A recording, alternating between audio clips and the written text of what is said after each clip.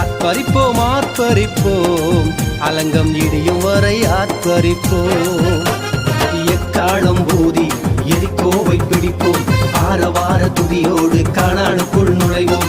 எக்காலம் ஊதி எரிகோவை பிடிப்போம், ஆரவார துதியோடு கானானுக்குள் நுழைவோம்.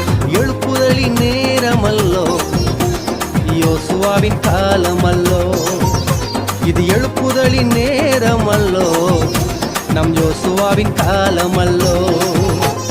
ஆர்ப்பரிப்போம் ஆர்ப்பரிப்போம் அலங்கம் இடியும் வரை ஆர்ப்பரிப்போம். ஆர்ப்பரிப்போம் ஆர்ப்பரிப்போம் அலங்கம் இடியும் வரை ஆர்ப்பரிப்போம்.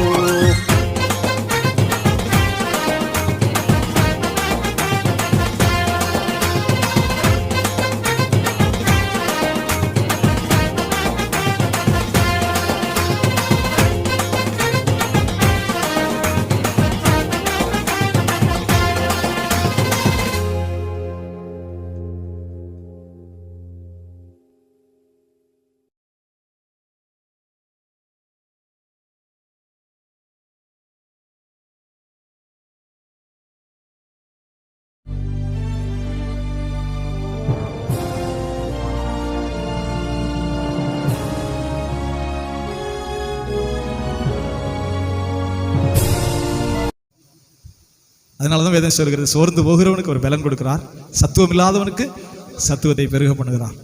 சோர்ந்து போகிறவனுக்கு பலன் கொடுக்கிறார், சத்துவம் இல்லாதவனுக்கு அவர் சத்துவத்தை பெருக பண்ணுகிறார். சோர்வு வரவே வராதுன்னு வரும். பைபிள்ல முழுவதும் நாம் வாசிக்கிறோம். மனுஷருடைய வாழ்வில் சோர்வுக்கு ஒரு காரணம், வர வேண்டிய ஆசீர்வாதம் வராமல் தாமதிச்சுட்டு போகும், இழுத்துக்கிட்டே போகும். வருமா வராதா தெரியாது. சொல்லுங்க அல்லேலூயா. இது எப்போ நடக்கும் ஆண்டவரே தெரியாது. இதுக்கு எப்போ விமோசனம் உண்டாகும், இந்த பிரச்சனைக்கு எப்போ முற்றுப்புள்ளி வரும் ஆண்டவரே தெரியாது. சொல்லுங்க ஆமே. நம்ம ஒரு காரியத்தை நோக்கி போகும்போது அதுக்கு முட்டுக்கட்டைய சத்துருக்கள் அந்த காரியத்துக்கு விரோதமாக எழும்புவார்கள். சோர்வு வரும். சோர்வே வராதுன்னு சோர்வு வரும். சொல்லுங்க ஆமே. சோர்வு வராதுன்னு இல்லை, சோர்வுகள் நம்முடைய வாழ்வில் வரும். சொல்லுங்க அல்லேலூயா. சோர்வின் நேரத்திலும் ஆண்டவர் நாம் தேவனை நோக்கி பார்க்கும்போது கிருபை தந்து நடத்துவார். சோர்வுகளை தாண்டி தான் ஊழியம் அப்படிதான். சொல்லுங்க அல்லேலூயா. ஊழியம், குடும்ப வாழ்க்கை எல்லாமே கர்த்தருடைய பரிசுத்த நாமத்துக்கு மகிமை உண்டாவதாக. எத்தனை பேர் அருமையான ஒரு கண்டுபிடிப்பு, உலகத்தில் ஒரு அருமையான கண்டுபிடிப்புனா, போக்குவரத்துக்கு ஒரு அருமையான கண்டுபிடிப்புனா எதை சொல்லுவீங்க? கொஞ்சம் டக்குன்னு சொல்லுங்க. உலகத்தில் மனுஷன் போக்குவரத்து வந்த உடனே தான் டெவலப் ஆச்சு. போக்குவரத்துகள் வந்த உடனே தான் டெவலப் ஆச்சு. உலகம் வந்து டெவலப் ஆச்சு, முன்னேற்றம் அடைந்தது. Very good. உங்களுக்கு பாடத்தில் வருதா? பார்த்தீங்களா? அது கூட வருது. எல்லாம் டிஎன்பிசி கரண்ட் அது கூட வருது. உலகத்திலே சிறந்த போக்குவரத்துக்கு உள்ள ஒரு சாதனம் அப்படின்னா அது ட்ரெயின் தான். சொல்லுங்க அல்லேலூயா. ஏன் தெரியுமா? ட்ரெயின் சீக்கிரம் முடிச்சிருவோம். ஒரு இன்ஜின் அது பாட்டுக்கு 150 பெட்டி எடுத்துட்டு போவோம். இன்ஜின் ஒன்று தான். அதை நீங்கள் கோர்த்து விட்டீங்கன்னா அது பாட்டுக்கு 100 பெட்டி இழுக்கும். வெளிநாட்டிலாம் அப்படி புழு மாதிரி நெளிஞ்சிட்டு போயிட்டே இருக்கும். எத்தனை ஆயிரம் பயணிகளை இழுத்துட்டு போகுது. சொல்லுங்க அல்லேலூயா. யோசிச்சு பாருங்களேன். 2 கம்பியை வச்சு விட்டீங்கன்னா கொஞ்சம் இழுத்துருச்சுன்னா கஜி கஜி கஜி இழுத்துட்டு போகும். கொஞ்சம் செலவு தான். அந்த ட்ரெயின் மாதிரி இழுக்கிறதுக்கு வேறு நீ கண்டே பிடிக்கல. அதில் மாடிஃபை தான் பண்ணுறான். புல்லட் ட்ரெயின், அந்த ட்ரெயின், இந்த ட்ரெயின் மாடிஃபிகேஷன் தான் பண்ணுறானே ஒழிய உலகத்திலே சிறந்த போக்குவரத்துக்கு வருதுன்னா கொஞ்சம் ஃபியல், கொஞ்சோண்டு மின்சாரம் எடுத்துக்கிறோம், இல்லைன்னா கொஞ்சம் தான் டீசல் எடுத்துக்கிறோம். அது இழுக்கும். ஒரு 100 பெட்டி எடுத்துட்டு போவோம். அவ்வளோ மனிதர்களையும் இழுத்துட்டு போகுது. அருமையான கண்டுபிடிப்பு. சொல்லுங்க அல்லேலூயா. பாஸ்டர் இதுக்கு என்ன பாஸ்டர் சம்பந்தம்? அது ஒரு உதாரணம். சொல்லுங்க அல்லேலூயா. ஒரே ஒரு இன்ஜின் இன்னும் அது இழுத்து அதனுடைய திறன் எவ்வளவு நீங்க இழுக்கிறீங்களோ 100 பெட்டி அது இழுத்துட்டு போயிட்டே இருக்கும். சத்தமா சொல்லுங்க அல்லேலூயா. கர்த்தருடைய பரிசுத்தம். இதுக்கு நமக்கு என்ன இருக்கு? அதுல கூட ஆண்டவர் ஒரு காரியத்தை வைத்திருக்கிறான். தேவனுடைய மகிமையில விளங்கும். கர்த்தருடைய பரிசுத்த நாமத்துக்கு மகிமை உண்டாவதாக. 1 ராஜாக்களுடைய புத்தகம் 19ஆம் அதிகாரத்துக்கு நேர திருப்பிக் கொள்வோம். ஸ்தோத்திரம். முந்தின பகுதியில் நம்ம வாசிக்கிறோம். முந்தின ஒரு பகுதியை கடந்த முறை வாசித்தோம். ஜனங்களுடைய பாவத்தின் நிமித்தம். சொல்லுங்க அல்லேலூயா. ஜனங்கள் ஆண்டவருக்கு விரோதமாய் செய்த பாவத்தின் நிமித்தம் ஆண்டவர் 3 வருஷம் பஞ்சத்தில் அடிக்கிறார். பஞ்சத்தில் அடித்து ஆகாப், அந்த வல்லமையான அந்த ஆகாப்புடைய தேசம் பஞ்சத்தில் அடித்து ஜனங்கள் அழுகிற நிலைமையில இருக்கிறார்கள். பசி, பட்டினி. எலியாவை தேடிக்கொண்டே இருக்கிறார்கள். சொல்லுது, எலியாவை ஒவ்வொரு இடமா தேடுறான். ஏன்னா அவன் எலியா சொல்லிட்டு போனான். கர்த்தர் சொல்லி எலியா சொன்னான், என் வாயின் வார்த்தையினால் அன்றி உனக்கு மழையும் பெய்யாது, பனியும் பெய்யாது. அடுத்து நான் என் வாயினால் ஒரு வார்த்தை சொன்னாதான் மழையும் பனியும் பெய்யும். என் வாக்கினால் அன்றி, பைபிள்ல வாசித்து, என் வாக்கினால் அன்றி 3 வருஷம் மழையும் பெய்யாது, பனியும் பெய்யாது. மேலே லாக்கு கீழே லாக்குன்னு அர்த்தம். கர்த்தர் சந்தர்ப்பம் கொடுத்தார் இஸ்ரவேல் ஜனத்துக்கு. அது மனம் திரும்ப விருப்பம் இல்லை. கர்த்தரை தேடாது, ஆலயத்துக்கு வராது, ஜெபம் பண்ணாது, பாகால்களை தேடும், பாவத்தில் தேடும், பிள்ளைகளை கொண்டு போய் பலி செலுத்தும். போதா குறைக்கு ஏசபேலை கொண்டு வந்துட்டான். ஆகாப் ராஜா ஏசபேல் பிசாசுகளை வழிபடுகிற ஒரு பெண்ணை கொண்டு வந்து மனைவி ஆக்கிட்டான். அவள் அங்கிருந்து வரும்போதே பூசாரிகள் எல்லாம் கூட்டிட்டு வந்துட்டா. பைபிளை நல்ல கவனமா கவனிங்க. நீங்க அது நல்ல தீர்க்கமாக வேதத்தை வாசிக்கணும். அந்த ஏசபேல் வரும்போதே அந்த தேசத்தினுடைய பூசாரிகள், அங்க இருக்கிற தெய்வங்கள், அங்க செலுத்த வேண்டிய பலிகள், அந்த தெய்வங்களுக்கு செய்ய வேண்டிய பான பலி, குழந்தைகளை பலியிடுறது, பாவமான எல்லா அருவருப்புகளையும் இஸ்ரவேலுக்குள்ள கொண்டு வந்துட்டான். மனைவியை மிஞ்சி ஒன்றும் செய்ய முடியல. மனைவி ஒரு பக்கம் தேசத்தை பாழாக்கி கொண்டிருக்கிறாள். ஆகாப் ஒரு பக்கம் பாழாக்கிட்டு இருக்கிறான் தேசத்தை. ஜனங்கள் கர்த்தரை முழு இதயத்தோட தேடாம அது பாவ வழியில போகுது. 3 பக்கமும் தேசம் அழிந்து போகிறது. அப்பதான் கர்த்தர் எலியாவை கூப்பிட்டு சொல்றார். சொல்லுங்க சத்தமா சொல்லுங்க அல்லேலூயா. பஞ்சத்திரடி நிச்சயம் இது உலகத்துல எங்குமே நடந்துகிட்டே வரும். நல்ல குடும்பம் பாருங்க, நல்ல வறுமையிலிருந்து ஆண்டவர் தூக்கி கொண்டு வருவார். சாப்பிட வழி இருக்காது, ஒன்றும் இருக்காது. பசி பட்னி பஞ்சம், வேலை இருக்காது, ஒன்றும் இருக்காது. குடிசையா இருக்கும், கூரையா இருக்கும், ஒன்றும் இருக்காது. அந்த குடும்பம் ஒரு மனமா கண்ணீரோட ஜெபிக்கும். கர்த்தருடைய ஆராதனைக்கு வரும், ஆலயத்தில் வந்து மன்றாடும், ஜெபம் பண்ணும், தேவனை தேடும். சொல்லுங்க. அப்படியே இருள் விலகி அவருடைய கிருபை வரும். பிள்ளைகளுக்கு வேலை கிடைக்கும், வருமானம் வரும், வீடு வாசலாம் கட்டி. அதனால இது இந்த சக்கரம் நடந்துகிட்டே இருக்கு. வீடு வாசலை கட்டி, வேலை வாய்ப்பு, காரு வண்டி ஏசி எல்லாம் மினுமினுப்பா வந்துடும். மினுமினுப்பாக வந்தவுடன் அவர்கள் கர்த்தரை விட்டு விட்டார்கள். மினுமினுப்பு கூடும் போதே நம்ம ஆண்டவரை விட்டுருவோம். அதனாலதான் அது சொல்லிட்டே இருக்கு. நம்ம மின்னு வரும்போதே என்ன ஆகும்னா, போர் அடிக்கும். என்ன பாஸ்டர் 2 மணி நேரம் பார்த்து செய்யுங்க, உங்களுக்கு இறக்கமே இல்லை, முடிச்சு விடுங்க, 1/2 மணி நேரத்தோட முடிங்க. அதே கேட்ட பிரசங்கம் தானே. சொல்லுங்க அல்லேலூயா. எவ்வளவு சீக்கிரமா முடிக்கிறது பாருங்க. போர் அடிக்குது. மினுமினுப்பு கூடும் போது ஆவிக்குரிய தரித்திரம் உண்டாயிரும். சொல்லுங்க ஆமென். மினுமினுப்பு கூடனே என்ன பிரச்சனை வரும்னா, நமக்கு ஈக்குவலான ஆளுகளை அப்படியே பார்க்க, நான் உயர்ந்துட்டேன் பாஸ்டர், அதுக்கு தகுந்த மாதிரி ஆளை தேடுங்க. நான் ரொம்ப உயர்வா இருக்கேன், உயரத்தில் இருக்கேன், அதுக்கு தகுந்த மாதிரி ஒரு பார்த்து செய்யுங்க. அப்படி போயிடுவோம். சொல்லுங்க ஆமென். கசக்கும் ஜெபம், ஆராதனை எல்லாமே அப்படி கசந்துடும், தேவையில்லாதது போல தோன்றும். இது சக்கரம் சுத்திட்டே இருக்கும். இஸ்ரேல் மக்களுக்கும் அது நடக்கும். அவர்கள் முதல்ல மூடுறதே கர்த்தருடைய ஆலயத்தை தான் மூடுவாங்க. இஸ்ரவேல் ஜனங்கள் செய்து முதல்ல ஆண்டவருடைய ஆலயத்தை மூடுவாங்க. பலி செலுத்த போக மாட்டாங்க, ஆராதனைக்கு போக மாட்டாங்க. ஒரே மனைவியோட வாழ்றது அதை விட அவங்களுக்கு ரொம்ப கசக்கும். கர்த்தருடைய கட்டளை. அந்நிய பெண்கள், புறஜாதி பெண்களை கூட்டிட்டு வருவாங்க.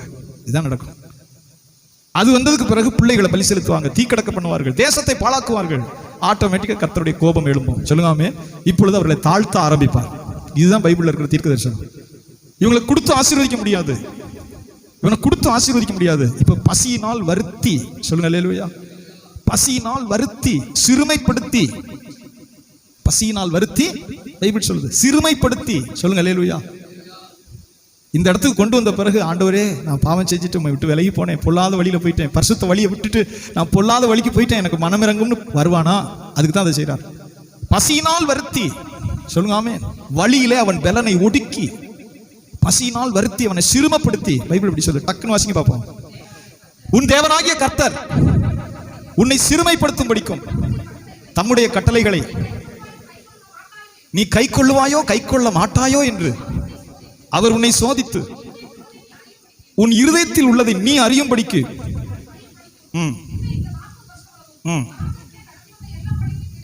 ஆமென். சொல்லுங்க அல்லேலூயா. அவர் உன்னை சிறுமைப்படுத்தி, உன்னை பசியினால் வருத்தி. மனுஷன் அப்பத்தினால மாத்திரமல்ல, ஆண்டவருடைய வாயிலிருந்து புறப்படுகிற ஒவ்வொரு வார்த்தையை கொண்டும் அவன் பிழைப்பான் என்று அறியும்படிக்கு என்பதை உனக்கு அவர் உணர்த்தும்படிக்கு. போது அது ஒரு பெரிய பகுதி. அதனுடைய தேவ ரகசியம் ஒவ்வொரு இடத்துலையும் இது வரும். சொல்லுங்க ஆமென். நீ அவருடைய வழியில் நடப்பாயோ நடக்க மாட்டாயோ என்று சோதிக்கும்படி. சொல்லுங்க ஆமென். சத்தமா சொல்லுங்க அல்லேலூயா. ஆனா நம்ம பெரும்பாலும் நம்ம வழிகளில் தான் இழுத்துக்கிட்டே போவோம். ஏன் பாஸ்டர் இந்த ட்ரெயினை போய் உதாரணம் சொன்னாருன்னு உங்களுக்கு புரியுதா? சொல்லுங்க ஆமென். அது 10 பெட்டி இழுக்கும், 20 பெட்டி இழுக்கும், 100 பெட்டி இழுக்கும், 75 பெட்டி இழுக்கும், அவ்வளோ லோடையும் வச்சிடணும். ஆனால் அதுக்கு அந்த தண்டவாளம் 2 இருக்கணும். சொல்லுங்க அல்லேலூயா. புழு மாதிரி நெளிஞ்சு தண்டவாளத்திலே போயிட்டு, இப்போ ஐரோப்பா முழுவதும் விமானத்தை விட அப்படி நெளிஞ்சு அந்த ட்ரெயின் தான் ஓடிக்கிட்டே இருக்கும். சொல்லுங்க அல்லேலூயா. அந்த தண்டவாளத்தில் போகிற வரைக்கும் அந்த சுற்றி வந்துகிட்டே இருக்கும். கர்த்தருடைய பரிசுத்த நாமத்துக்கு மகிமை. பசியினால் வருத்தி, சிறுமைப்படுத்தி, ஒடுக்கி, நீ கர்த்தருடைய வழிகளில் நடப்பாயோ அல்லவோ என்று உன்னை சோதிக்கும்படி. அதுதான் இந்த தண்டவாளத்தில் நீ போவாயோ போக மாட்டாயோ என்று அறியும்படி. சொல்லுங்க அல்லேலூயா. இந்த தண்டவாளத்தில் உன் வண்டியை ஓட்டுவாயோ அல்லது உன் இஷ்டத்துக்கு திருப்புவாயோ என்று அறியும்படி. அவ்வளவுதான். நீ தேவனுடைய வழியில நடப்பாயோ நடக்க மாட்டாயோ என்று அவர் உன்னை சோதிக்கும்படி. சொல்லுங்க ஆமென். கர்த்தருடைய பரிசுத்த நாமத்துக்கு மகிமை உண்டாவதாக. இஸ்ரவேல் மக்களை பார்க்கிறோம். ஏசபேல் முந்தின அதிகாரத்தில் ஏசபேலை கொண்டு வருகிறான். ஜனங்கள் கெட்டுப்போது, ஆகாப் ஒரு பக்கம் ரத்தம் சிந்துகிறான். பொல்லாத அந்த ஸ்திரீ, அவனுடைய மனைவி, ஆகாப்புடைய மனைவி ஏசபேல் தேசத்தை பாழாக்கி போடுகிறாள். சொல்லுங்க அல்லேலூயா. 3.5 வருஷம் பனியும் பெய்யல, மழையும் பெய்யல. ஆண்டவர் அப்படி பூட்டி சாவி எடுக்கிறார். தயவு செய்து கவனிங்க. சொல்லுங்க அல்லேலூயா. நம்ம வாழ்க்கைக்கும் இதுக்கு சம்பந்தம் இருக்குன்னா இதுக்கு சம்பந்தம் இருக்கும். நம்ம வாழ்க்கைக்கும் இதுக்கு சம்பந்தம் இருக்குமானா இருக்கும். சொல்லுங்க ஆமென். தன் சொந்த வழிகளில் போகிற மனிதர்கள் அதை சந்திப்பார்கள். நம்ம இந்த பூமியில நம்ம இஷ்டத்துக்கு வாழ்றதுக்காக தேவன் ஆசீர்வாதம் கொடுக்கறது இல்லை. அதுக்குள்ள ஆசீர்வாதம் நான் இஷ்டத்துக்கு, என் பெருமைக்கு, என்னுடைய பகட்டுக்கு, என் இஷ்டத்துக்கு நான் வாழ்றதுக்காக கர்த்தர் எனக்கு ஆசீர்வாதம் கொடுக்குறாரா? இல்லை. சொல்லுங்க அல்லேலூயா. தேவனுக்கு பயந்து அவர் வழிகளில் நடப்பதற்காக நம்மை ஆசீர்வதிக்கிறார் ஆண்டவர். அதை புரிந்து கொள்கிறவங்க தண்டவாளத்தில் போற ட்ரெயினுக்கு சமம். அவருக்கு பயந்து அவருடைய வழியில் நடப்பதற்காக தேவன் ஆசீர்வதிக்கிறார். சொல்லுங்க ஆமென். அதுதான் தண்டவாளத்தில் போறதுக்கு ட்ரெயின். அது ஒத்து வராது பாஸ்டர், ஏன் இஷ்டத்துக்கு போவேன், அது போய் சேராது. சத்தமா சொல்லுங்க அல்லேலூயா. இஸ்ரவேல் மக்கள் அதனால தான் அடிக்கப்பட்டு சிறுமைப்படுத்தப்படுவார். 3 வருஷம் கர்த்தருடைய வார்த்தை சொல்கிறது, என் வாக்கினாலே அன்றி மழையும் பெய்யாது பனியும் பெய்யாது. பூட்டி சாவி வச்சிரு, பார்த்துக்கிறோம். இப்ப கர்த்தர் ஜனத்தோட போராடுறார். சொல்லுங்க ஆமென். இப்ப ஜனத்தோட போராடுறார். இஸ்ரவேல் ஜனம், தேவன் இடையில மாட்டினது எலியா. சொன்னதை சொல்லணும், மாத்தி சொல்லக்கூடாது. சொன்னதை சொல்லணும், அவ்வளவுதான். இந்த மைக் என்ன செய்யுது, நான் என்ன சொல்றேனோ அது அங்க இங்க போகுது. இங்க சொன்னது இங்க பிடிக்குது, இங்க பிடிக்கிறது உள்ள ஒரு ஆம்பளி வேற வச்சிருக்கோம் 250 வாட், அங்க பிடிக்குது, அங்க பிடிச்சு வயர் வழியா அங்க பொட்டியில தள்ளுது. சத்தமா சொல்லுங்க அல்லேலூயா. நான் சொல்லுகிறதே இது விரிவாக்குது. தானா எதையுமே இது சொல்லாது. இந்த மைக்கு தானா எதுவும் சொல்லாது. கடவுளுடைய மனுஷன் தீர்க்கதரிசி அப்படிதான். அவர்கள் தான் உண்மையான தீர்க்கதரிசி. ஆண்டவர் சொல்லுகிறார், ஆசீர்வதிக்கிறார்னா ஆசீர்வதிக்கிறார்னு சொல்லணும். நீ சாகவே சாவாயின்னு சொல்லுன்னா அதை சொல்லிடணும். இடையில அட்ஜஸ்ட்மெண்ட் அதெல்லாம் இல்லை. அவர் என்ன சொல்றாரோ அதை சொல்றதான் ஊழியக்காரனுடைய வேலை. மாத்தி சொல்றவன் இல்லை, அவர் சொன்னதை சொல்லணும். சொல்லுங்க அல்லேலூயா. எலியா தீர்க்கதரிசி அப்படிதான். என்ன ஆண்டவரை சொல்லணும், 3 வருஷம் மேலே லாக் பண்ணிரு, கீழே லாக் பண்ணிரு. என் வாயின் வார்த்தை அடுத்து வர்ற வரைக்கும் மேலே லாக்கு கீழே லாக்கு, பஞ்சத்தில் உன்னை கொல்ல போறான்னு சொல்லிட்டு போயிரு. நான் எங்க போறது, நீ போ. போய் கேரி ஆற்றங்கரையில் ஒளிந்து கொள்கிறான். சொல்லுங்க ஆமென்.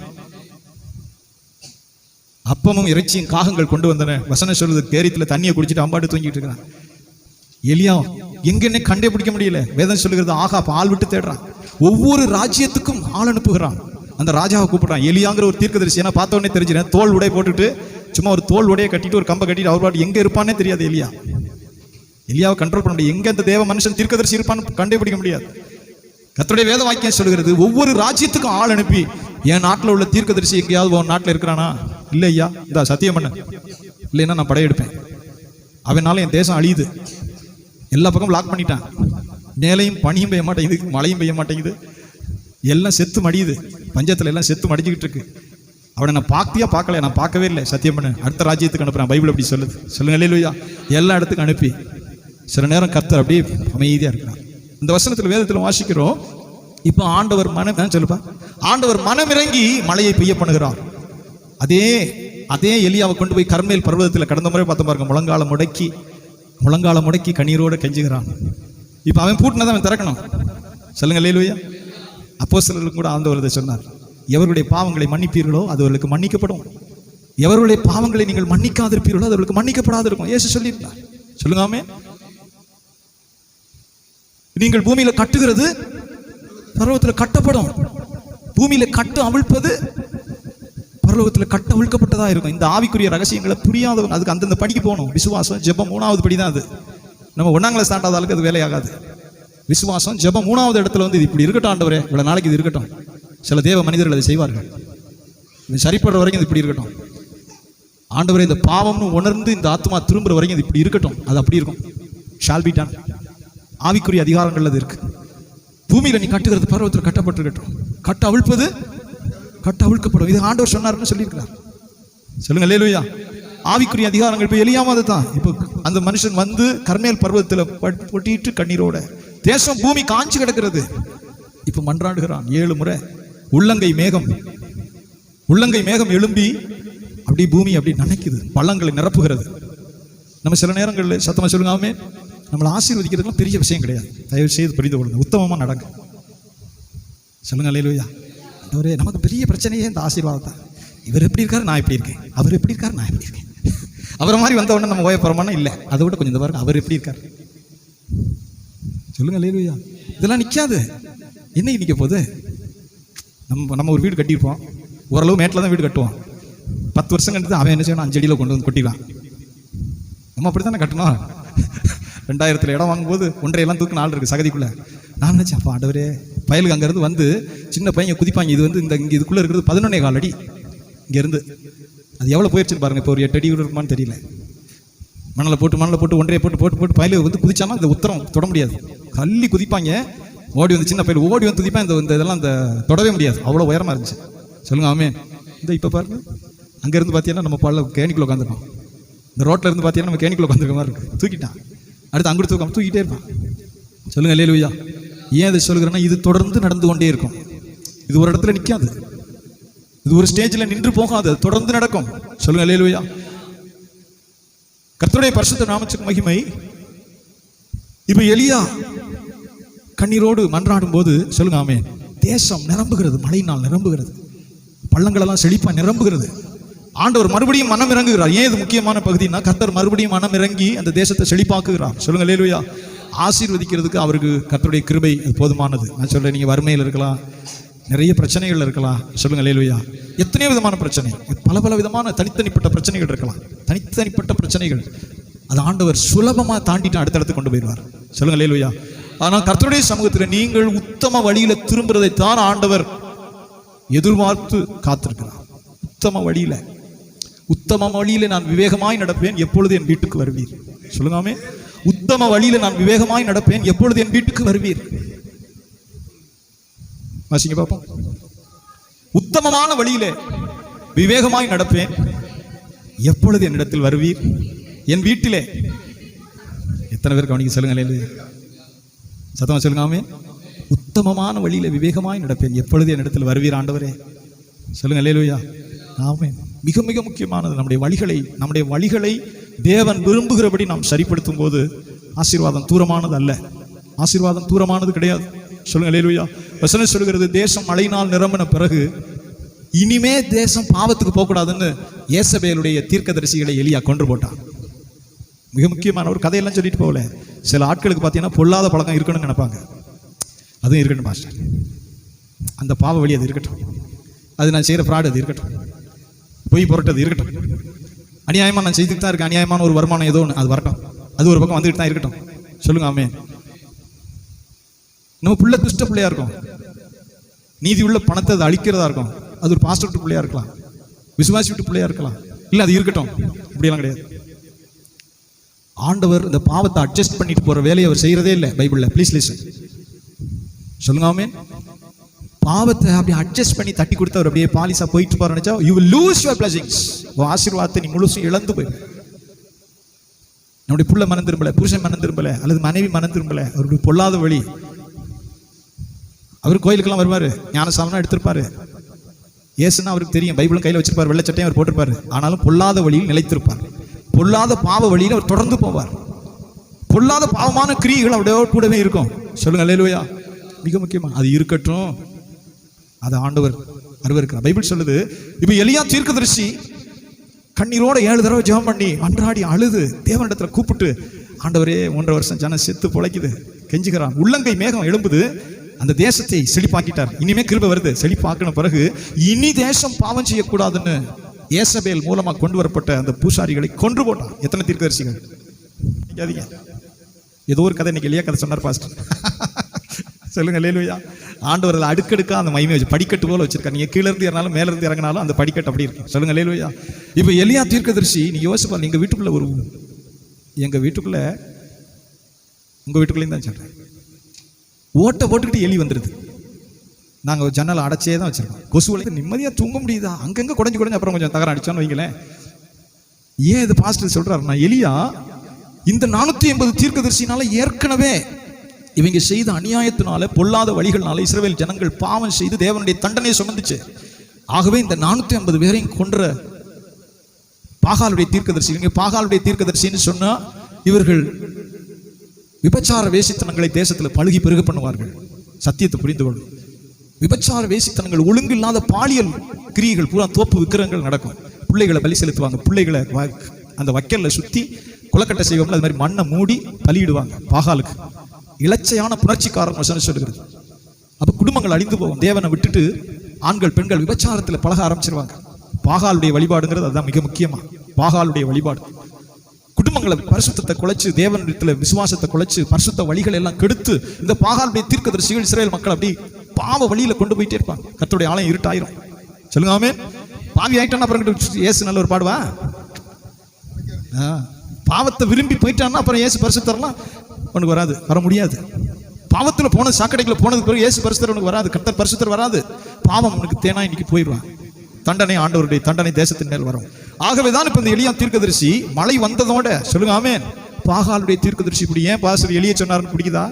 எங்க வீட்டுக்குள்ள ஒரு எலி வந்துருச்சுன்னா முதல்ல கதவெல்லாம் அடைச்சிட்டு அந்த எலியை தேடுவோம். வாஷிங் மிஷின் போனால் அங்கே காலி பண்ணிடும், ஃப்ரிட்ஜுக்கு பின்னாடி போச்சுன்னா அங்கே காலி பண்ணிடும், எங்கேயாவது பதுங்கிடும். முடிஞ்ச அளவுக்கு அதை தேடி பிடிச்சாமல் விடவே மாட்டோம். பிடிச்ச பிறகு தான் நாங்கள் கதவு ஜன்னலாம் அடைச்சே தான் வச்சுருப்போம். நேற்று கூட மனைவி திட்டினாங்க, ஏன் இதை திறந்து ஏன்ப்பா, அது வழியாக அணில் வருது. சொல்லுங்க அல்லேலூயா. விளையாட்டை எடுத்துக்கூட வசனம் சொல்லுது, எலியா தீர்க்கதரிசி அப்படிதான் முதல்ல பிடிச்சி 450 பேரும் தேசத்தை பாழாக்குகிற சாபத்தின் தண்டனையை கொண்டு வருகிற அவங்களை கொன்று வெட்டி வீசுறான். சொல்லுங்க ஆமென். எலியாவுக்கு இப்போ ஒரு சந்தோஷம், ஆண்டவரே இனிமையாவது ஜனம் பரிசுத்தமா நடக்கும் ஆண்டவரே. சொல்லுங்க அல்லேலூயா. இனிமையாச்சும் ஜனம் ஆண்டவருக்கு பிரியமா நடக்கும், தேசத்தின் மேல ஒரு கிருபை வைத்து ஆசீர்வதிக்க போறாருன்னு எலியாவுக்கு சந்தோஷம். இதுதான் இங்க செய்தி. இனிமே ஆண்டவர் பிரியப்படுவார், இனிமே ஜனத்தின் மேல இரக்கம் வைப்பார், இனிமே ஜனத்துக்கு கிருபை கிடைக்கும், தேசம் தண்ணீரால் நிரம்புது, பஞ்சம் பட்டினி மாறும், ஜனம் ஆசீர்வதிக்கப்பட்டுரும். ஆண்டவரே சொல்லுங்க அல்லேலூயா. இனிமே கிருபை கிடைக்கும், இனிமே இந்த ஜனத்தின் மேல ஆண்டவர் பிரியம் வைப்பார்னு சொல்லி தேசத்துக்கு ஒரு எலியா திரும்பி வருகிறான். 3 வருஷம் துயரம் முடிஞ்சிச்சு. அதுதான் மிக முக்கியமானது. சொல்லுங்க அல்லேலூயா. நம்முடைய வாழ்விலும் சரி, கொஞ்சம் ஆசீர்வாதம் வரும், கொஞ்சம் உயர்வோம், இன்னும் கொஞ்சம் உயர்வோம். நாம் ஆசீர்வாதங்களை நன்மைகளை பெறும்போது சொல்லுங்க ஆமென், தேவனோட இணையணும். சொல்லுங்க அல்லேலூயா. அதான் முக்கியம். தேவனுக்கு பிரியமானது. 1/2 மணி நேரம் ஜெபம் பண்ணாலும் 3/4 மணி நேரம் 1 மணி நேரம் ஜெபம் பண்ணணும். தேவனுக்கு கொடுக்க வேண்டியதை கொடுக்கணும், தேவனுடைய வழியில உத்தமத்தை நோக்கி திரும்பணும். சொல்லுங்க ஆமென். அதுதான் முக்கியமானது. ஆனால் வசனம் சொல்கிறது, மழை வந்து செழித்த பிறகு இஸ்ரவேல் ஜனம் அதை செய்யல, மறுபடியும் உள்ள இடத்தை நோக்கி திரும்புது. சொல்லுங்க ஆமென். அதனாலதான் 19ஆம் அதிகாரம் முக்கியமானது. வசனம் சொல்லுது, 19:1 வாசிங்க சீக்கிரமா. எலியா செய்த எல்லாவற்றையும் அவன் தீர்க்கதரிசிகள் எல்லாரையும் பட்டயத்தினாலே கொன்று போட்ட செய்தி அனைத்தையும் ஆகாப் ஏசபேலுக்கு அறிவித்தான். நிமிந்து பாருங்க பாப்போம், சீக்கிரமா போகும். சொல்லுங்க ஆமென். இப்ப அந்த ராஜா ஆகாப் தேசத்துக்கு திரும்புறான். மழை பெய்து மாற்றம் வந்துருச்சு. ஆனா இவன் வந்து ஏசபேல்கிட்ட சொல்றான், நீ கூட்டிட்டு வந்த பத்தியா 450 தீர்க்கதரிசி, 450 தீர்க்கதரிசி உன் நாட்டில இருந்து கொண்டு வந்தில்ல, அந்த தீர்க்கதரிசிகள் எல்லாம் பூசாரிகளை பூரா எலியா கொன்று போட்டுட்டான். ஜனம் பாவம் செய்து ஜனத்தை பொல்லாத வழியில் இவர் நடத்துகிறார்கள், பாவ வழியில் இந்த பூசாரிகள் நடத்துகிறார்கள். இதனாலதான் தேசம் அழிந்து போகிறதுன்னு சொல்லி 450 தீர்க்கதரிசிகளை எலியா கொன்று போட்டு விட்டான். சொல்லுங்காமே. இவனும் ஒரு உண்மையான தேவனை நேசிக்கிற மனுஷன் கிடையாது. ஆகாப்பும் கர்த்தருக்கு பயந்தவன் கிடையாது. அவனுக்கு வாச்ச மனைவி சுத்தமா பிசாசு, ஏசபேல். அதனாலதான் வெளிப்படுத்தின விசேஷத்துல வாசிக்கிறோம், ஏசபேல் என்னும் தீர்க்கதரிசியானவள் என் ஊழியக்காரர் விபச்சாரம் செய்யவும் விக்கிரகங்களுக்கு படைத்தவைகளை புசிக்கவும் போதனை செய்கிறாள். புதிய ஏற்பாட்டுல அந்த தீர்க்கதரிசிக்கு பேர் ஏசபேல் பரிசுத்த ஆவியானவர் சொல்றார். சொல்லுங்காமே. ஏசபேல் என்னும் தீர்க்கதரிசியான இந்த பிசாசு என்ன செய்யும்னா, இது பாவம் செய்ய வச்சு தேவனை விட்டு வெளியே தள்ளும். அந்த பாவத்தை பரிசுத்தம்னு சொல்லும், சரின்னு சொல்லும். ப்ளீஸ் அந்த பாவத்தை அது சரின்னு சொல்லும் அந்த பிசாசு. இந்த பிசாசு புதிய ஏற்பாட்டுல சபைக்குள்ள தீர்க்கதரிசியா வந்து உட்கார்ந்துருக்கு. அதை பரிசுத்த ஆவியானவர் யோவானுக்கு சிறைச்சாலையில சொல்றார். யோவானுக்கு சிறைச்சாலையில பத்மத்தீவுல சொல்றார், பொல்லாத பிசாசு ஏசபேல்ங்கிற தீர்க்கதரிசியின் வடிவில் அங்க உட்கார்ந்துருக்கு. அது என்னுடைய ஊழியக்காரர் விபச்சாரம் பண்ணவும் வேசித்தனம் பண்ணவும் விக்கிரகங்களுக்கு படைத்தவைகளை புசிக்கவும் இதெல்லாம் பாவம் இல்லைன்னு சொல்லி அது உட்கார்ந்து சொல்லிட்டு இருக்கு. வாசிங்க பாப்போம் டக்குன்னு. ஆகிலும் உன் பேரில் எனக்கு குறைவு உண்டு. என்னவென்றால் தன்னை தீர்க்கதரிசி என்று சொல்லுகிற ஏசபேல் என்னும் ஸ்திரீயானவள் என்னுடைய ஊழியக்காரர். எத்தனை அதிகாரம் எத்தனை வசனங்களை தேடிட்டு இருக்காங்க. வெளிப்படுத்தின விசேஷம் 2:20 பைபிளை திருப்புங்க. இது ஏசபேலுக்கு புதிய ஏற்பாட்டுக்கு என்ன சம்பந்தம்? இது ஒரு பொல்லாத பிசாசு, பாவத்துல தள்ளி அவனை ஆசீர்வாதத்தை விட்டு வெளியே கொண்டு போறதுக்குள்ள பிசாசு. சீக்கிரம் வாசிங்க. தன்னை தீர்க்கதரிசி என்று சொல்லுகிற ஏசபேல் என்னும் ஸ்திரீயானவள் என்னுடைய ஊழியக்காரர் வேசித்தனம் பண்ணவும் விக்கிரகங்களுக்கு படைத்தவைகளை புசிக்கவும் அவர்களுக்கு போதித்து அவர்களை வஞ்சிக்கும்படி நீ அவளுக்கு இடம் கொடுக்கிறாய். எத்தனை பேர் கவனிக்க சொல்லுங்க. அவன் குருடாயிருச்சு ஜனம். விசுவாசிகள் புதிய ஏற்பாட்டுல பரிசுத்த ஆவியை பெற்ற ஜனம் குருடா மாறிடுச்சு. ஏன் அப்படின்னா, அந்த தீர்க்கதரிசிங்கிற பேர்ல அந்த ஏசபேல் சொல்றா, ஊழியக்காரர் வேசித்தனம் பண்றது விசாரம் பண்றது பாவம் இல்லை, விக்கிரகங்களுக்கு போய் புசிச்சின்னா அதெல்லாம் பாவம் இல்லை, அதெல்லாம் ஒண்ணும் கிடையாது. சொல்லுங்க ஆமென். தயவு செய்து கவனிக்க. எத்தனை பேர் கவனிக்க சொல்லுங்க ஆமென். ரொம்ப ஜாக்கிரதையா நிறைய பேர் சொல்லுவாங்க, இது பாவம் இல்லை பாஸ்டர், இதெல்லாம் ஒரு பெரிய விஷயம் இல்லை, இதெல்லாம் நம்ம ஒரு பெருசா எடுத்துக்கிற கூடாது. கேக்குதா? அதுதான் பெருசு. இது ஒரு தப்பு இல்லை பாஸ்டர், இதெல்லாம் ஒரு பெரிய விஷயம் இல்லை. அவசரத்துக்கு கொஞ்சம் தான் குடிப்பார், கிறிஸ்மஸ்க்கு லேசா குடிப்பார், சும்மா ஒரு சின்ன டம்ளர் இப்படிதான் நுழையும். ஒண்ணு அதெல்லாம் தப்பு இல்லை சிஸ்டர், அதெல்லாம் குடிச்சு தான் ஆகணும். வீட்டுக்காரர் வர சொல்லுங்க, பார்ட்டி தான், கொஞ்சம் தான் குடிப்பார், கொஞ்சோண்டு நாங்கள் கொடுப்போம், அவ்வளோதான். இதெல்லாம் பாவம் கிடையாது. சொல்லுங்காமே. இதெல்லாம் பாவமே கிடையாது பாஸ்டர். அன்னைக்கு தான் குழி வெட்டுறான்னு அர்த்தம். அன்னைக்கு தான் குழி வெட்டுறான். அந்த தேவ வைராக்கியத்தை விட்டு விலகும் போது குழி வெட்டுறான்னு அர்த்தம். சொல்லுங்க அல்லேலூயா. அவர்கள் பின்பு கர்த்தருடைய சபையில் இருக்க மாட்டாங்க, குடும்பம் அதோடு அழிஞ்சிடும். அதிர்ச்சியானது இருக்கு. எங்க தொடங்கும் தெரியுமா? இது பாவம் இல்லை பாஸ்டர், இது பாவம் இல்லை பாஸ்டர், இது ஒரு பெரிய பாவம் இல்லை பாஸ்டர், இது அந்த அளவுக்கு பாவம் இல்லை பாஸ்டர். சொல்லுங்க அல்லேலூயா. பாவத்துக்கு ஸ்கேல் மனுஷன்ட்ட தானே இருக்கு. கர்த்தருடைய ஆவியானவர் பத்ம தீவுல சொல்றார், யோவானை கூட்டி சொல்றார், என்னுடைய ஊழியக்காரர் வேசித்தனம் பண்றதுக்கு இங்க இருக்கிற தீர்க்கதரிசிங்கிற பேருக்கு ஏசபேல் போதிச்சுக்கிட்டு இருக்கிறான். விக்கிரகங்களுக்கு படைத்தவைகளை புசிக்கிறதுக்கு அவ போதிக்கிறான். அது ஜனம் குருடாயிருச்சு.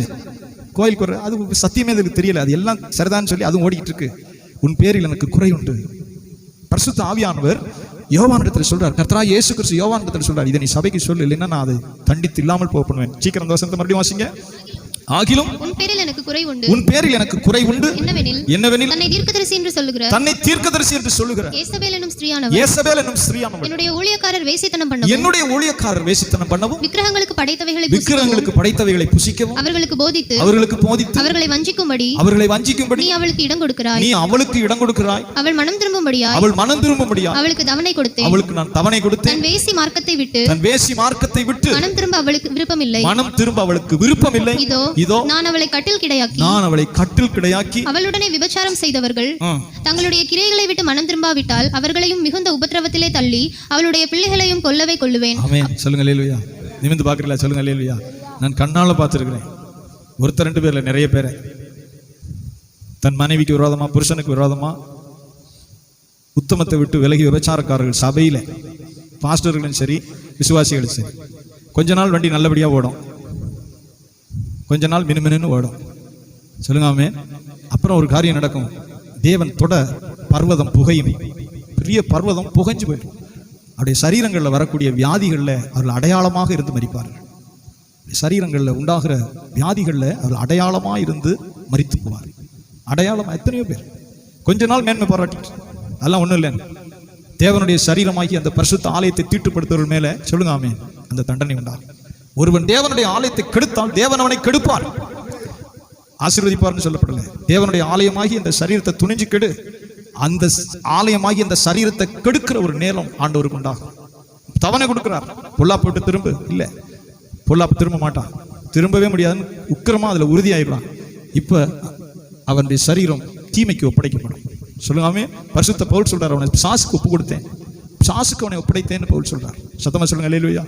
வேதம் சொல்லுகிறது 450 தீர்க்கதரிசிகளையும் எலியா கொன்று ஒழித்து இனிமே ஜனம் ஆண்டவருக்கு பிரியமா இருக்குன்னு நினைச்சா யேசபேல் புதுசா ஒரு திட்டத்தை தொடங்குறா. அதுதான் வசனம் சொல்லுது. வாசிங்க சொல்லுங்காமே. மிக முக்கியமானது, அந்த செய்தியை ஆகாப் யேசபேலுக்கு அறிவித்தான். வாசிங்க 2ஆம் வசனம். அப்பொழுது யேசபேல் எலியாவினிடத்தில் ஆள் அனுப்பி அவர்கள் ஒவ்வொருவருடைய பிராணனுக்கு செய்யப்பட்டது போல, அவர்களில் 450 பேருக்கு ஒவ்வொருவருடைய பிராணனுக்கு செய்யப்பட்டது போல நான் நாளை இந்நேரத்தில் பிராணனுக்கு செய்யாதே போனால், உன் பிராணனுக்கு நாளை இந்நேரத்தில் நான் செய்யாதே போனால் தேவர்கள் அதற்கு சரியாகவும், என்னுடைய தேவர்கள் எனக்கு சரியாகவும் அதற்கு அதிகமாகவும் எனக்கு செய்ய கடவார்கள் என்று சொல்ல சொன்னார். ஆமென். அவள் ராஜாத்தி ராணி சொல்லி விடுறா, நாளைக்கு இந்நேரம் என் 450 தீர்க்கதரிசிகளுக்கு நீ சொன்ன மாதிரி செய்த மாதிரி நாளைக்கு இந்நேரம் உன் தலையை வெட்டிடுவேன், நாளைக்கு இந்நேரம் வரைக்கும் உனக்கு சந்தர்ப்பம் கொடுத்துருக்கேன். சொல்லுங்க அல்லேலூயா. யேசபேல் நீனா நானான்னு பார்ப்போம். நீ மழை பெய்ய வச்சுட்டு இல்ல தேசத்தை, சரி பார்ப்போம். என் தீர்க்கதரிசிகள் 450 பேரை கொண்டுட்டு இல்ல, நாளைக்கு இந்நேரம் உன் தலை இருக்கா இல்லையான்னு பார்ப்போம். சொல்லுங்க ஆமென். சத்தமா சொல்லுங்க அல்லேலூயா. வேதம் சொல்லுகிறது சில நேரங்கள்ல, சொல்லுங்க ஆமென், இந்த எலியா இவ்வளவு பெரிய தேவ மனுஷன் தேவனை சார்ந்து நிற்கிறதுக்கு பதிலாக அந்த வார்த்தை நிமித்தம் பயந்து ஓடுகிறான். சொல்லுங்க அல்லேலூயா. அநேக நேரங்களில் நாம் கர்த்தர் சார்பில் நிற்கணும். பெரிய தேவ மனுஷன், ஒரு முடி கூட விழுகாதுன்னு சொன்னார் ஆண்டவர். என் சித்தம் இல்லாமல் ஒரு முடியும் விழுகாது. சொல்லுங்க ஆமென். ராஜாத்தியை மிஞ்ச முடியாது. ஏன்னா கர்த்தருடைய தீர்க்கதரிசிகள் எல்லாரும் யேசபேல் கொண்டு போட்டுட்டான். அதனாலதான் சொல்லுகிறான் எலியா, நான் ஒருத்தன் தான் ஓடிட்டு திரியிறேன் ஆண்டவரே. ஆனா ஆண்டவர் அவனுக்கு சொன்னார், 7000 பேரை நான் மீதமா வச்சிருக்கிறேன். பாகாலுக்கு முடங்காத, அவனை முத்தம் செய்யாத. பாகால்ங்கிறது ஒரு விக்கிரகம். பாகால்ங்கிறது வெளி தேசத்திலிருந்து கொண்டு வரப்பட்ட ஒரு விக்கிரக தெய்வம். அதுக்குன்னு சில முறைகள் இருக்கு. இஸ்ரவேல் நீ மனுஷனா இருக்கணுமா, வந்து என்ன செய், பாகால முத்தம் செய்து, பாகால வழிபட்டு முத்தம் செய்யணும். முழங்கால் போட்டு முத்தம் செஞ்சா நீ உயிரோடு இருக்கலாம். கர்த்தருடைய தீர்க்கதரிசி இருக்க முடியாது. நீ வந்து பாகால போய் நீ என்ன செய், முத்தம் செஞ்சு முழங்கால் போட்டா தான் நீ உயிரோடு இருக்கலாம். அப்படி இல்லைன்னா கொல்லப்படுவாய். யேசபேல் கொன்று ஒழிச்சிட்டா. அதனாலதான் சொல்லுகிறான் எலியா தீர்க்கதரிசி ஆண்டவர்கிட்ட, ஆண்டவரே நான் ஒருத்தன் தான் மிஞ்சி இருக்கிறேன். சொல்லுங்க ஆமென். கர்த்தர் சொன்னார், இல்லப்பா 7000 பேரை நான் வச்சிருக்கிறேன் மீதமா.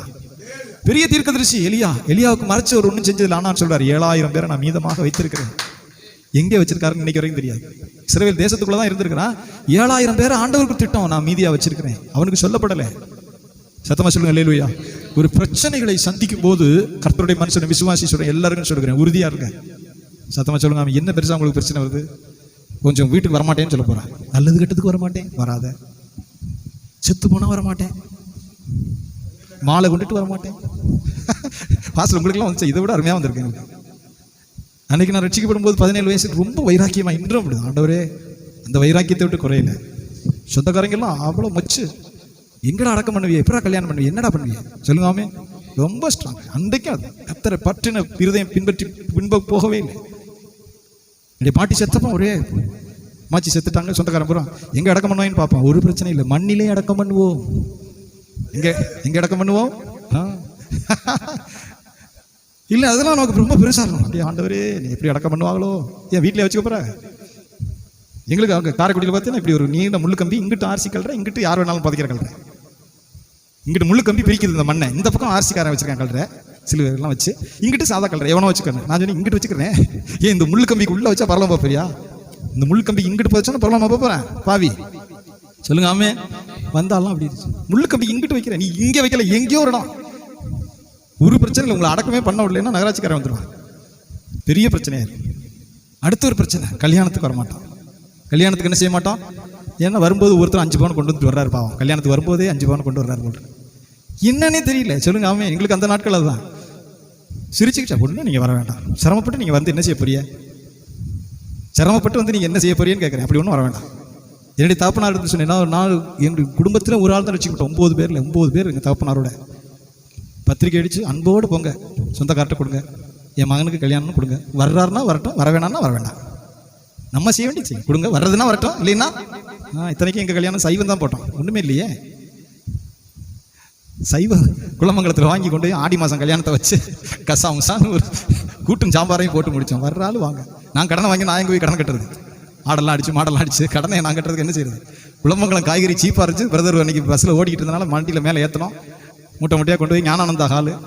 அப்போல்லாம் டேபிள் போட்டு சாப்பிட்றது இல்லை என் கல்யாணத்தில். அப்போ டேபிள் போட்டு சாப்பிட்ற இதெல்லாம் இல்லை, இங்கேயும் இல்லை. தரையில் பாய் விரிச்சு உட்காந்துருப்போம், சின்ன பந்தி பாய் விரிச்சு, சைவ குழம்பு சாப்பாடு. வர்றவோ வாங்க சொல்லுங்க, இல்லையா? மணமக்களை வாழ்த்த விரும்பினால் வாழ்த்துங்கள், என்னைய வாழ்த்துறதுக்கு ஆசீர்வதிக்கிறதுக்கு எனக்கு கத்த இருக்கிறார்.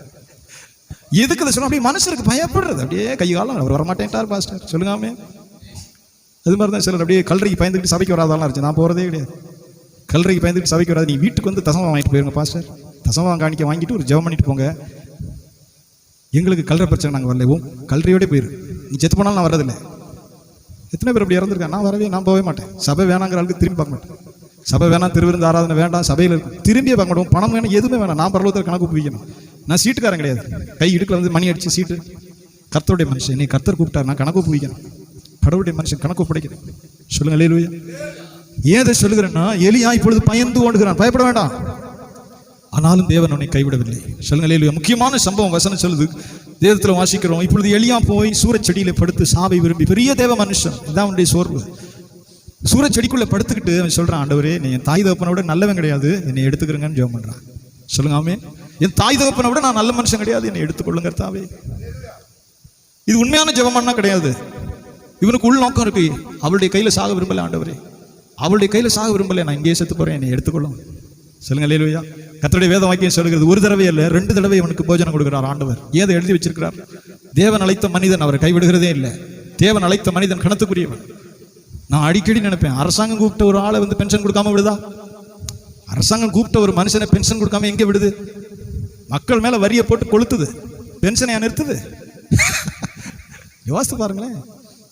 2 பேர் ரிட்டையர்ட் கேட்பாஸ்ட்டுக்கு 80,000 90,000 வருது பென்ஷனே. அவருக்கு 45, இந்த அம்மாவுக்கு 45, 90,000, அந்த அம்மாவுக்கு 10,000 தான் செலவு. வீட்டில் 10 20,000 தான் அவளுக்கு செலவே வரும். ஆனாலும் 85,000 90,000 கொடுக்கத்தான் செய்த அரசாங்கம். நம்ம போய் என்னங்க, நிறைய பேர் நாட்டில் வேலை இல்லாமல் இருக்காங்க. நீங்கள் பாட்டுக்கு ஒரு ஆளுக்கு 45,000 கொடுக்குறது சரியா? ரிட்டையர்ட் ஆகிட்டார், மருந்து மாத்திரை ப்ரெஷர் சுகர் போடுவார், சைவம் தான் சாப்பிட்றாரு, அவருக்கு 15,000 போதும், 20 போதும், பாக்கி நிறுத்துங்க நம்ம சொல்ல முடியுமா? என்ன விளையாட்டு நினைக்கிறீங்களோ? அவர் குதிச்சிருவார். எப்படி சர்வீஸ் பண்ணியிருக்கேன் 30 வருஷம் அரசாங்கத்துக்கு தேஞ்சு உழைச்சி ஓடா போய் உட்காந்துருக்கேன். 45 ஒரு 10 சொல்லுவாரா? அதுவும் அவருக்கு பத்தாது. 10,000 கூட வேலை இல்லாமல் தடுமாறான் ஆளு, கொஞ்சம் குறைச்சிக்க கேட்க மாட்டார். நான் எதுக்கு சொல்றேன்னா, அரசாங்கம் தான் கூப்பிட்ட மனுஷனுக்கு என்னைக்காவது பென்ஷன் இல்லைன்னு சொல்லியிருக்கா? இல்லையே. இல்லை போதுப்பா 80 வயசு இருந்துச்சு, படுத்த படுக்கத்தான் இருக்கிற, 40,000 ரூபாய் பென்ஷன் உனக்கு வேண்டாம், 10,000 வச்சுக்க போதும், மாத்திரைக்கும் சாப்பாட்டுக்கும் போதும், ஃபேன் கரண்ட், அப்படியா சொல்லுது? இல்லை பிரதர், வருஷம் கூட கூட பென்ஷன் கூடுது இல்லை, 5 வருஷத்துக்கு ஒரு கூடுது இல்லை. அப்புறம் எதுக்கு அரசாங்க வேலைக்கு போய் நம்ம பரிச்சை எழுதுறோம்? என்ன ஸ்டார் லிஸ்டர் டிஎன்பிசி எவ்வளவு மல்லு கட்டி எழுதுறோம், ராத்திரி பாடம் விளையாட்டுக்கு எழுதுறோம். ஏன்னா நான் ஒன்றும் விளையாட்டுக்கு சொல்லலை. அரசாங்கம் கூப்பிட்ட மனுஷன் 110 வயசு வரைக்கும் தான் கொடுக்கணும். எங்க தாத்தாவுக்கு 2 பென்ஷன் இருந்துச்சு. ராணுவத்தில், இந்திய தேசிய ராணுவத்தில் வேலை செஞ்சார். அதுக்கு ஒன்று வந்துச்சு. எங்க தாத்தா எங்க தாத்தாவுடைய தம்பிக்கு இந்திய தேசிய ராணுவம் சுபாஷ் சந்திர போஸ் காலத்தில் போய் வேலை செஞ்சு சுட்டாராம். அதுக்கு ஒரு பென்ஷன் வந்துச்சு. அப்புறம் அரசாங்கம் 2 கொடுத்துச்சு. எவ்வளவு உண்மையா இருக்குல்ல அரசாங்கம், சொல்லுங்க. ஆமே. அப்ப தேவன் எவ்வளவு உண்மை உள்ளவர். அந்த விசுவாசத்துக்காக சொல்றேன். கடவுளை அழைச்ச மனுஷன் வா என்னை பின்பற்றுவான்னு சொன்னார்ல. அநேக நேரங்களில் நம்ம தேவனை பெருசா நினைக்க நம்ம சிரமப்படுகிறோம். ஆண்டவர் நம்ம கண்ணுக்கு தெரியல, பிரச்சனை பெருசா நினைக்கல. 120 வருஷம் நீங்க இருந்தாலும் அரசாங்கம் பென்ஷன் கொடுக்கும். டான் 1ஆம் தேதி ஏடிஎம்ல ஏறிடும். 130 வருஷம் அப்படின்னா எருமை ஏறாதா? சொல்லுங்க. அப்ப கர்த்தர் கூப்பிட்ட மனுஷனுக்கு that is the secret. இப்ப அதனாலதான் விளையாட்டு இல்லை. ஒரு தடவை இல்லை, 2 தடவை வசனம் சொல்லுது. அவன் வேணாம் ஆண்டவரே எனக்கு உயிர் எடுத்துங்கன்னு படுத்துட்டு இருக்கான். எனக்கு போதும் கர்த்தாவே, எனக்கு ஊழியம் வேண்டாம், வேற ஆளை செலக்ட் பண்ணிக்கிறேங்க.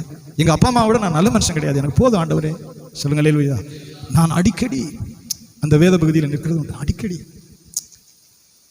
2 தடவை கர்த்தருடைய தூதன் வருகிறான். அவனுடைய தலைமாட்டில தண்ணி, வாட்டர் ஆஃப் ஜே, தழலிலே சுடப்பட்ட அப்பம்னு சொல்லப்பட்டிருக்கு. தழலிலே சுடப்பட்ட அப்பம். ஏன்னா அவன் ஒளிஞ்சிருக்கிற இடம் மனுஷருக்கு தெரியாது. அவன் ஒளிஞ்சுக்கிட்டு உயிரை எடுத்துக்கிறங்கன்னு கெஞ்சுக்கிற இடம் மனுஷருக்கு தெரியாது. வேலைக்காரனுக்கு தூரத்தில் நிறுத்திட்டான். இப்போ உறுதியா இருக்கிறான், எனக்கு சாவுதான், எனக்கு வேண்டாம், நான் நடமாட்டேன்னா ஏசபேல் கொள்ளுவா. நாளைக்கு நேரம் எனக்கு டைம் குறிச்சிருக்கிறான். போதும், என்னை நீர் எடுத்துக்கொள்ளும். என் சரீரங்களை கடந்துட்டு போதும், என்னை எடுத்துக்கொள்ளும். போதும் ஆண்டவரே, என்னை எடுத்துக்கொள்ளும். எங்க அப்பா அம்மாவோட நான் நல்லவன் கிடையாது. அவனுடைய ஜெபம் அந்த நோக்கத்துல உயிருக்காக பயந்து, அதனாலதான் உயிருக்காக பயந்து ஜெபிக்கிறான். வசனம் சொல்லுகிற 1 தடவை இல்லை, 2 தடவை. சொல்லுங்க அல்லேலூயா. 2 தடவை அவனுக்கு அப்பமும் தண்ணீரும் தேவதூதன் கொண்டு வந்து தருகிறான். கர்த்தருடைய தூதன் ஒரு வார்த்தை சொல்கிறான். அதான் மிக முக்கியமான வார்த்தை. சொல்லுங்க ஆமென். வாசிங்க பாப்போம். 7ஆம் வசனம் 19ஆம் அதிகாரம் 7ஆம் வசனம் வாசிங்க. கர்த்தருடைய தூதன், ஆண்டவருடைய தூதன் திரும்ப இரண்டாம் தரம் வந்து அவனை தட்டி எழுப்பி எழுந்திரு, போஜனம் பண்ணு, நீ பண்ண வேண்டிய பிரயாணம், ஆமென், நீ பண்ண வேண்டிய பிரயாணம் வெகு தூரம் என்றான். சொல்லுங்க அல்லேலூயா. இங்க சொல்லப்பட்டிருக்கிறது நடக்கிறத பத்தி சொல்லல. பிரயாணம்னா நடக்கிறது, நீ செய்ய வேண்டிய வேலை இருக்கு. எத்தனை பேர் கவனிக்க? சொல்லுங்க ஆமென். நீ செய்து முடிக்க வேண்டிய வேலை இருக்குப்பா. உனக்குன்னு ஆண்டவர் வச்சிருக்கிற திட்டம் இருக்கு. இது நீ ஃபுல்ஃபில் பண்ணணும். உனக்குன்னு வச்சிருக்கிற திட்டம் இருக்கு. நீ பண்ண வேண்டிய தூரம், பிரயாணம் வெகு தூரம்னா நிச்சயமா நடந்துகிட்டே தெரியுது. சொல்லல. சொல்லுங்க அல்லேலூயா. அநேக நேரங்களில் சோர்வு பாவம் இல்லை, பாவம் செய்யறது வேற, சோர்ந்து போகிறது வேற. அதனாலதான் சோர்ந்து போகிறவனுக்கு ஒரு பலன் கொடுக்கிறார். சத்துவம் இல்லாதவனுக்கு சத்துவத்தை பெருக பண்ணுகிறார். எலியாவுக்கு சோர்வு, எனக்கு போதும், ஊழியம் வேணாம், சரிப்படாது, என்னை தூக்கிடுங்க, எனக்கு யாரையும் நீங்க தெரிஞ்சுங்க. கர்த்தர் அப்படி விடுறதே இல்லை. சொல்லுங்க அல்லேலூயா. நிறைய பிரஷர் நம்மளை தாக்கும். பிரஷர், போராட்டம், பல பாடுகள், பல நெருக்கடிகள் எல்லாம் வந்து உத்தமமா நடக்கிறது வேற, இது வேற, 2 வேற. தெய்வவசனம் சொல்லுகிறது 2 தடவை. இப்பொழுது 2ஆம் தடவை புரிந்து கொள்கிறான். சொல்லுங்க. சாப்பிட்டுட்டு 40 நாள் ஒரே பிள்ளை ஏறி நடக்கிறான். கர்த்தருடைய மனுஷன் புசித்து, தேவதூதன் கொண்டு வந்து புசிச்சுட்டு அப்படி ஒரே பெண்ணும் பர்வதத்தில் 40 நாள் நடந்து போகிறான். சொல்லுங்க. இப்பவும் போய் குகைக்குள்ளே பதுங்குகிறான். இப்பவும் வெளியே வர விருப்பம் இல்லை. இந்த பகுதி நம்முடைய ஆத்மாவை உயிர்ப்பிக்கிறது. சாப்பிட்டுட்டு, சொல்லுங்க, தேவன் கொடுத்த அந்த ஆகாரத்தை, தூதன் கொடுத்த ஆகாரத்தையும் தண்ணியும் குடிச்சிட்டு எந்திரிச்சு நடக்கிறான். வெள்ளம் கொண்டு நடக்கிறான். 40 நாள் ஒரே பர்வதத்தில் போய் நடந்து, தேவனுடைய பர்வதத்தில் நடந்து போய் குகைக்குள்ளே பொழுது இருக்கிறான். இப்போ நாட்டுக்குள்ள வர விருப்பம் கிடையாது. சொல்லுங்க. குகைக்குள்ள இருக்கிறான்.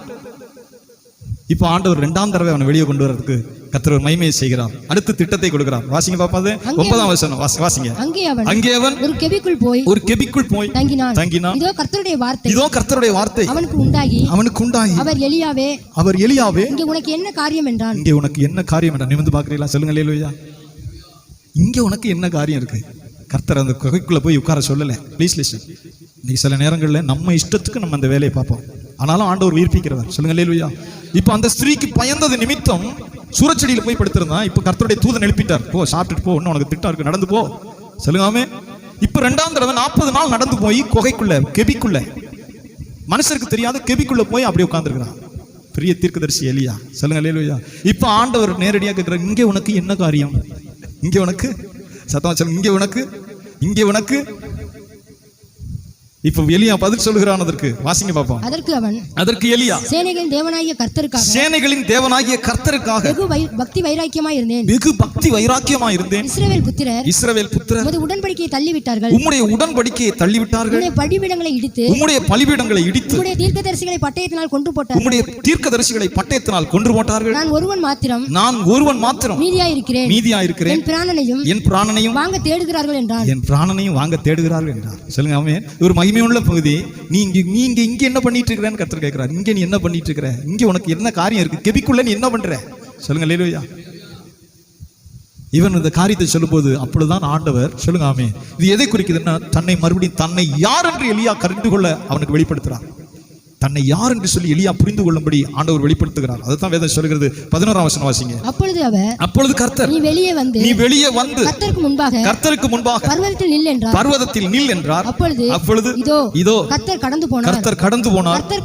கர்த்தருக்கு முன்பாக பர்வதங்களை பிளக்கிறதும் கன்மலைகளை உடைக்கிறதுமான பலத்த பெரும் காற்று உண்டாயிற்று. ஆனாலும் அந்த காற்றிலே கர்த்தர் இருக்கவில்லை. காற்றுக்கு பின் பூமி அதிர்ச்சி உண்டாயிற்று. பூமி அதிர்ச்சியிலும் கர்த்தர் இருக்கவில்லை. பூமி அதிர்ச்சிக்கு பின் அக்கினி உண்டாயிற்று. அக்கினியிலும் கர்த்தர் இருக்கவில்லை.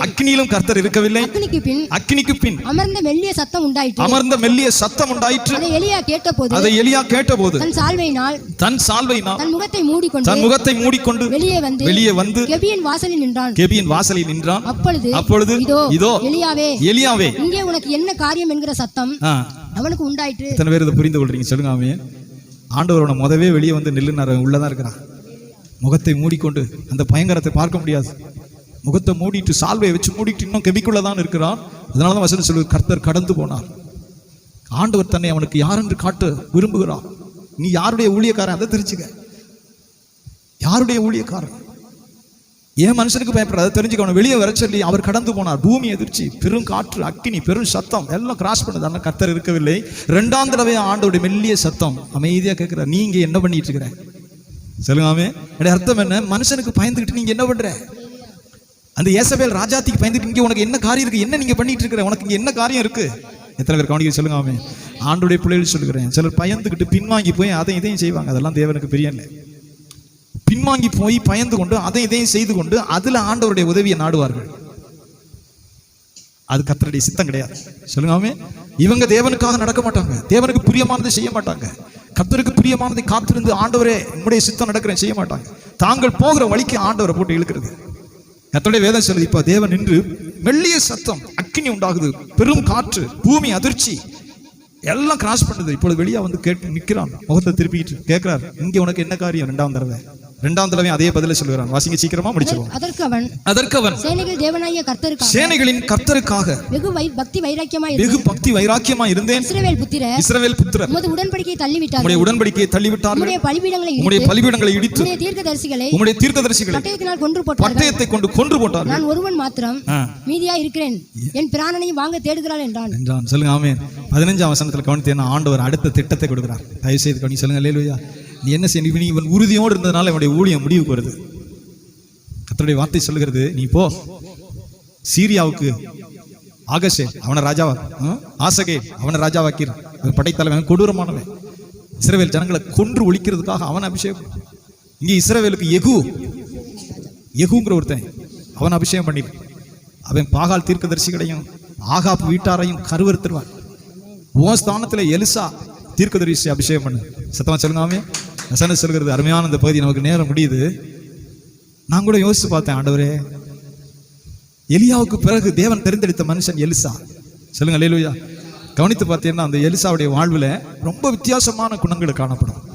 பெரிய பணக்காரன், பெரிய பொறுமை உள்ள மனுஷன், வசதி படைத்த மனுஷன், குணசாலியான மனுஷன். எலிசா தீர்க்கதரிசி கவனித்து பார்த்தீங்கன்னா தெய்வ வசனம் சொல்லுது, 12வது ஏரை ஓட்டிக்கிட்டு போறான். 12வது ஏர், 12 ஏர் மாடுகளை வச்சு ஒரு பெரிய கோடீஸ்வரன் போல பெரிய வசதி படைத்த மனுஷன் 12வது ஏரை ஓட்டிட்டு போகும்போது ஆண்டவர் சொல்றார், சாப்பாத்தின் குமாரனாகிய எலிசாவை உன் ஸ்தானத்தில் அபிஷேகம் பண்ணு. எத்தனை பேர் கவனிக்கிறாமே? சாப்பாத்தின் குமாரனாகிய எலிசாவை உன் ஸ்தானத்தில் அபிஷேகம் பண்ணு. 3 வேலை கொடுக்கிறார் ஆண்டவர். 4வது அவனை எடுத்துக்கொண்டார். எந்த கேள்வியும் இல்லை. போய் தான் போட்டிருக்கிற சால்வை தூக்கி அவன் மேல போடுறான். அது புத்திசாலி எலிசா. சரி, சொல்லுங்க அல்லேலூயா. எல்லாரும் மேலேயும் சால்வை போடுறது இல்லை. அவன் இஷ்டத்துக்கெல்லாம் ஊழிய நிற்காது. இந்த அதாவது இஷ்டத்துக்கெல்லாம் ஊழியம் கடைசி வரை நிற்காது. அந்த சால்வை போட்ட உடனே அது ஒரு அருமையான வார்த்தை ஆங்கிலத்தில் நீ படித்தேன், ஆச்சரியமா அந்த ஓடி வந்து சொல்லுங்க அல்லேலூயா, என் தகப்பனுக்கு தாய்க்கு ஒரு முத்தம் கொடுக்க எனக்கு உத்தரவு செய்யும் சொல்லுகிறேன். நான் உனக்கு செஞ்சதை நினைச்சுக்க. என்ன அர்த்தம்? ஊழியம்னா என்ன, தீர்க்கதரிசினா என்ன, நான் உனக்கு செய்ததுன்னா என்னன்னு தெரிஞ்சுக்க. சொல்லுங்காமே. சில நேரம் ஆவிக்குரிய காரியங்களை மனுஷர்கள் விளையாட்டா நினைப்பாருங்க, அவங்க தெய்வீக மகிமையில் அடைகிறதில்லை. நான் உனக்கு செய்ததை நினைத்துக்கொள் போ. சொன்ன சொல்லுது, அவன் உழுத அந்த மாடு, அவன் உழுத அந்த ஏறு, அதோட அதை கட்டுற முடிக்கிறான். அவன் உழுத அந்த மாடு, அந்த ஏர்கள் எல்லாம் அடிச்சு சமைச்சு கொடுத்துட்டு ஊர் ஜனத்தெல்லாம் வர சொல்லி தகப்பனுக்கு தாய்க்கு முத்தம் கொடுத்துட்டு அன்னைக்கு போன வந்து அடுத்த வீட்டுக்கே வரல. சொல்லுங்க அல்லேலூயா, சத்தமா சொல்லுங்க. அவன் அன்னைக்கு தாய் தகப்பனுக்கு ஒரு முத்தம் கொடுத்ததோடு சரி, எல்லாம் அடிச்சு சிநேகிதர்களுக்கு. எதை குறிக்குது? 12 ஏர்மாடுகளை பூட்டி உழுகிற ஒரு பெரிய தனவந்தன், பெரிய செழிப்பு மிக்க மனுஷன். அவன் ரொம்ப பொறுப்புள்ளவன், செழிப்புள்ளவன், குணசாலி. பெரிய ஏக்கர் கணக்கில் இடத்தை வச்சு 12 ஏர்மாடை வச்சு உழுதுகிட்டு இருக்கிறான். அவ்வளவு பேருக்கும் வரவு செலவு பார்த்துக்கிட்டு இருக்கிறான். இப்ப அவன் மேல சால்வை விழுந்த உடனே சொல்லுங்க அல்லேலூயா, 12 ஏர்மாடு அந்த இடம் ஃபாஸ்டர் கணக்கு வழக்க டெபாசிட் பண்ணிட்டு வர்றேனே, மாசம் மாசம் பென்ஷன் வர்ற மாதிரி ஏதாவது ஒரு ஏற்பாடு பண்ணிட்டு வர்றேன், ஒரு ரெக்கரிங் டெபாசிட்ல போடுறேன். கேக்குதா? உருப்படுறதுக்கு வழி கிடையாது. 12 ஏர்மாடு உள்ள கோடீஸ்வரன், நிலம் போலாம் எல்லாம். சால்வை விழுந்துருச்சு. எலியாவுடைய சால்வை வேர்வை நாத்தம் தான் அடிக்கும். எலியாவுடைய சால்வையில் ஒன்றும் மணக்காது. ஆனா அதுக்கு பின்பு தேவனுடைய மகத்துவம் இருக்கிறது.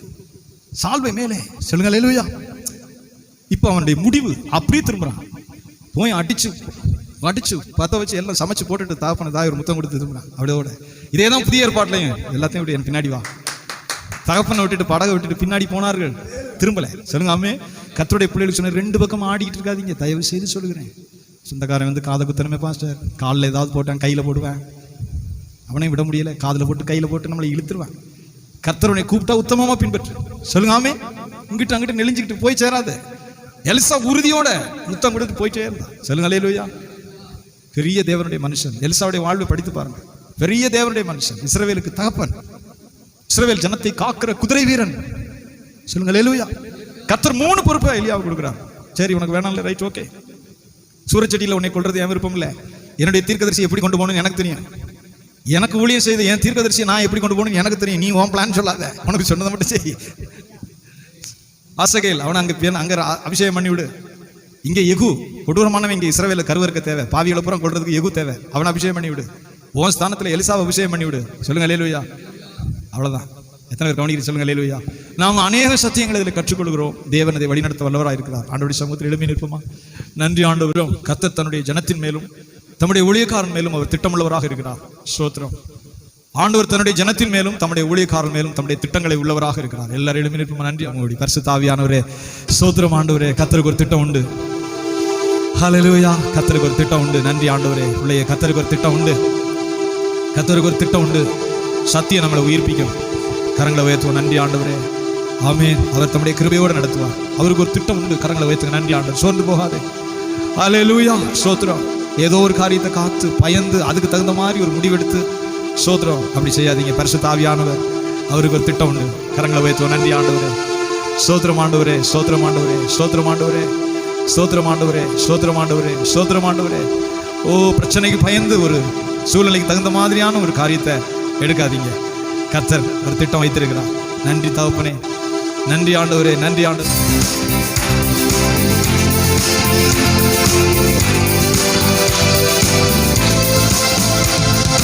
நன்றி அப்பா நல்லவரே, இன்றும் என்றும் நீ நல்லவரே. நன்றி அப்பா நல்லவரே, இன்றும் என்றும் நீ நல்லவரே. இன்றும் என்றும் நீ நல்லவரே. இன்றும் என்றும் நீ நல்லவரே. Glory to God. கண்ணீரை கண்டீரையா. ஆமென். கண்ணீரை கண்டீரையா. பிடித்தீரையா. கேட்டீரையா. Holy Spirit of God. நன்றி ஆண்டவரே.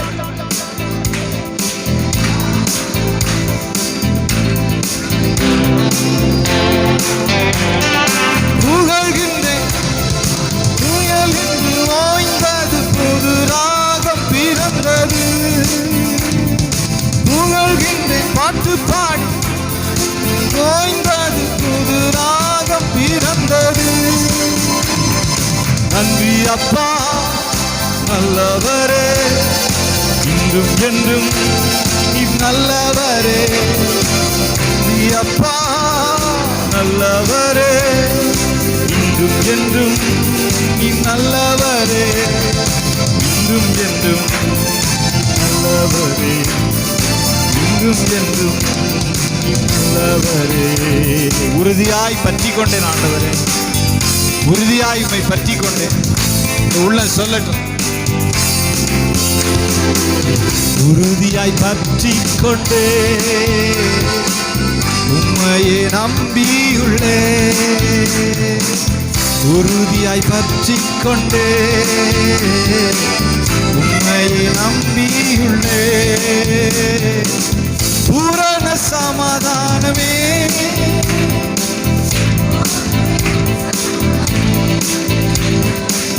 பூரண சமாதானமே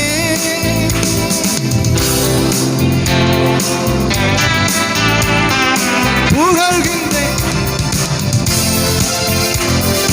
புது ராகம் பிறந்தது,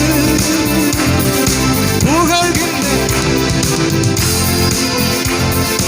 புது ராகம் பிறந்தது.